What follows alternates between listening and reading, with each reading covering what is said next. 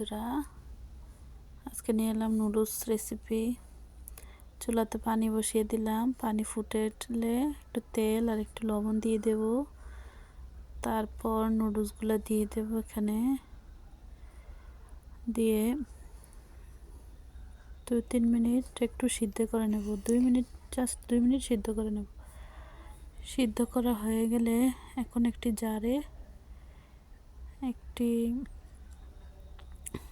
সিদ্ধ করা হয়ে গেলে একটি জারে ঢেলে তারপর ওগুলো ধুয়ে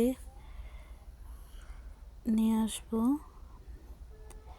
চলে এলাম নুডলসগুলো ধুয়ে। এখন চুলাতে একটি কড়াই বসিয়ে দেব। তারপর কড়াইতে একটু তেল দিয়ে দিলাম পরিমাণ মতো। এখন এখানে পেঁয়াজ কুচি দিয়ে দেব। দিয়ে দিলাম পেঁয়াজ কুচি। নুডলসটা আমি একটু সবজি নুডলস রান্না করব, এর জন্য সবজি কেটে ধুয়ে রেখেছিলাম। এখন এতে কিছু কাঁচামরিচ দিয়ে দেব। তারপর সবজিগুলো দিয়ে দেব। এখানে আছে গাজর, ফুলকপি, আলু। সবজিগুলো দিয়ে ভালোভাবে নেড়ে চেড়ে একটু মরিচের গুঁড়া দিয়ে দেব। এখন এতে একটু লবণ দিয়ে দেব, পরিমাণ মতো লবণ দিয়ে দিলাম। তারপর ঢাকনা দিয়ে ঢেকে সবজিগুলো সিদ্ধ করে নেব 2-1 মিনিট। ঢাকনা দিয়ে ঢেকে দিলাম। ফিরে এলাম 2 মিনিট পর। সবজিগুলো সিদ্ধ হয়ে গেছে।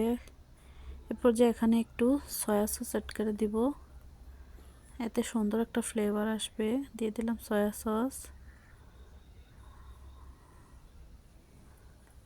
এখন ভালোভাবে নেড়ে চেড়ে মিশিয়ে নেব।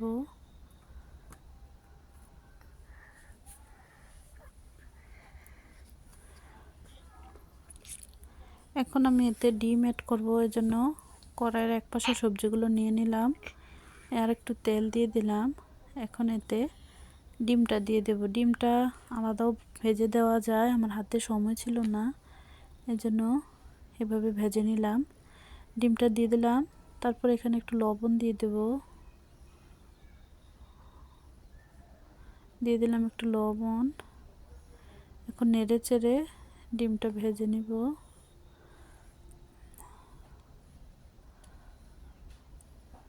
ডিমটা ভেজে নেওয়া হয়ে গেছে। এখানে মিশিয়ে নেব সবজিগুলোর সাথে। ডিম ভাজাটা মিশিয়ে নিলাম। এখন এতে ধুয়ে রাখা নুডলসগুলো দিয়ে দেব। নুডলসের মশলাটা দিয়ে দিলাম। মশলাটা দিতে মনে ছিল না, এই মশলাটা দিয়ে দিলাম। এখন এতে নেড়েচেড়ে মিশিয়ে এতে ধুয়ে রাখা নুডলসগুলো দিয়ে দেব। সিদ্ধ করে ধুয়ে রাখা নুডলসগুলো দিয়ে দেব। দিয়ে দিলাম নুডলসগুলো।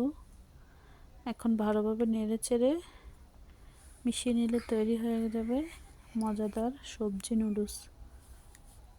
এই তো আমার রান্না কমপ্লিট। আসসালামু আলাইকুম, সবাই ভালো থাকবেন।